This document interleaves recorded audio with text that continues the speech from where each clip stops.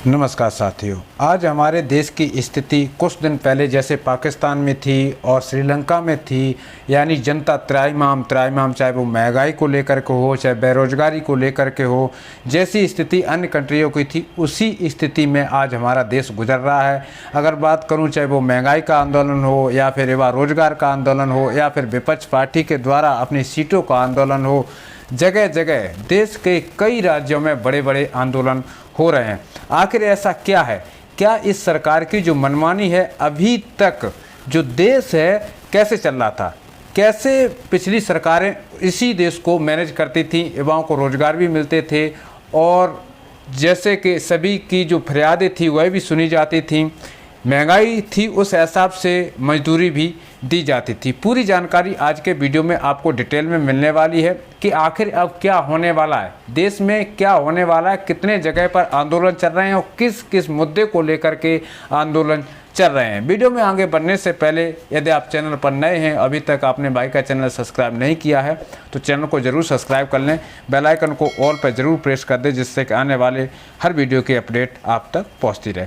दोस्तों, आपको बता दें कि कांग्रेस अध्यक्ष राहुल गांधी अभी इस समय वो पैदल यात्रा कर रहे हैं, देश में भ्रमण कर रहे हैं। जैसे कि भारत जोड़ो आंदोलन कुछ समय पहले चलाया था, लेकिन एक रूप भारत जोड़ो आंदोलन तो इसको नहीं कह सकते, लेकिन अभी भी जनता से मिलना, जनता की समस्याओं को सुनना एक इनका दायित्व और दिनचर्या रवैया भी बन गया है। वहीं अगर बात करूं आंदोलन की, तो पूर्व सैनिक जो एक रिटायर्ड सैनिक होता है उसको शायद ही छोटे मोटे मुद्दों पर आंदोलन करने की आदत ना हो, लेकिन बीजेपी सरकार ने युवाओं को और फौजियों को मजबूर कर दिया है आंदोलन करने के लिए, चाहे वो शिक्षक हो या फौजी हो या बेरोजगार युवा हो, सभी को मजबूर कर दिया है बीजेपी सरकार ने आंदोलन करने के लिए। जैसे कि पूर्व फौजी बीजेपी सरकार में पिछले 3 से 4 महीने से धरने पर बैठे हुए हैं दिल्ली के अंदर और अभी तक उनकी कोई सुनवाई नहीं हो पा रही है। वहीं पर शिक्षक आसाम में आंदोलन कर रहे हैं क्योंकि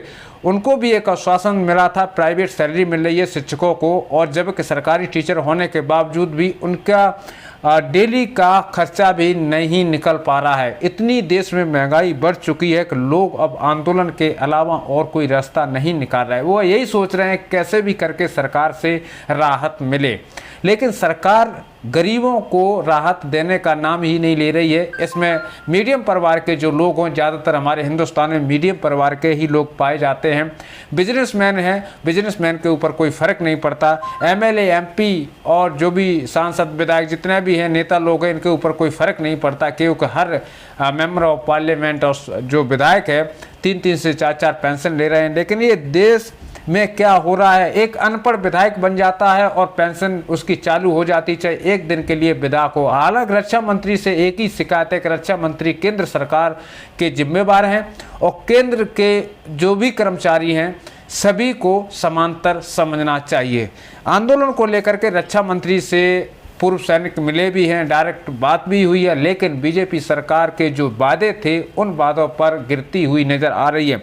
एक्समैनों का कहना है कि आप हमको गुमराह मत करो, जो आपको करना है एकदम क्लियर कट कर दीजिएगा, लेकिन बीजेपी सरकार इस पर कुछ भी बोलती हुई नजर नहीं आ रही है। बीजेपी सरकार ने अब ये समझ रखा है कि मेरा अब कोई भी बाल भी टेढ़ा नहीं कर सकता है, क्योंकि पूर्ण बहुमत की सरकार देश में बन रही है।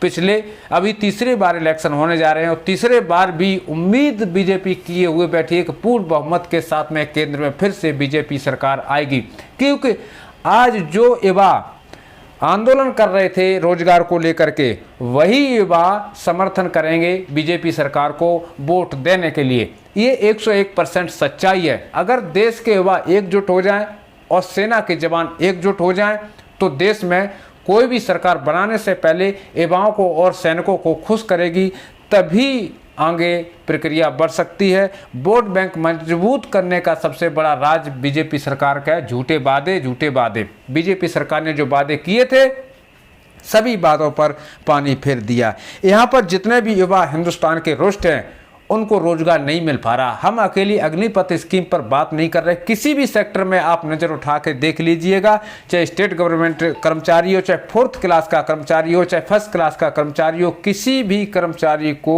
सरकारी नौकरी मिलती हुई नज़र नहीं आ रही है। ऐसे में युवाओं की उम्र लगभग 30 साल हो गई है, किसी की 26 साल हो, किसी की 27 साल हो गई है, और जो एक उम्मीद किए थे सरकारी नौकरी मिलने के हिसाब से जो उन्होंने अपनी एजुकेशन कंप्लीट किया था, उसको कोई भी नहीं पूछ रहा है। आज के ज़माने में अगर बात करूं इस बीजेपी सरकार में, तो युवाओं की एजुकेशन को कोई नहीं पूछ रहा है। चाहे युवा कितना भी आंदोलन कर लें, चाहे युवा कुछ भी कर लें, बीजेपी सरकार कुछ भी करने वाली नहीं है। हर जगह सरकार ने अपनी मनमानी किया। जैसे कि राहुल गांधी ने यह भी बोला था कि अगर युवाओं को रोजगार हमने नहीं दिया था तो हमारे समय युवाओं ने आंदोलन भी नहीं किया था। जाहिर सी बात है कि कांग्रेस सरकार ने युवाओं को रोजगार दिया था, तो कांग्रेस सरकार के समय युवा ने आंदोलन भी नहीं किया। और राहुल गांधी जी आज भी पूरा प्रयास कर रहे हैं। अग्निपथ स्कीम के खिलाफ देश का हर युवा विरोधी है। वहीं पर अगर बात करूं, विपक्ष जितना भी है अग्निपथ स्कीम का विरोधी है। सिर्फ अच्छी लग रही है अग्निपथ स्कीम तो वह लग रही है बीजेपी के नेताओं को, बीजेपी के कार्यकर्ताओं को, बीजेपी के अंधभक्तों को। लेकिन अगर ऐसा ही होता तो ये युवा आज रोड पर सो रहे हैं, रोड पर खा रहे हैं, रोड पर आंदोलन कर रहे हैं, देश में ये आने की नौबत नहीं आती। कुछ समय पहले श्रीलंका में भी महंगाई को लेकर के आंदोलन हुआ था, ऐसा हिंदुस्तान में ना हो। इस वीडियो में फिलहाल इतना ही। इसी के साथ सभी को जय हिंद।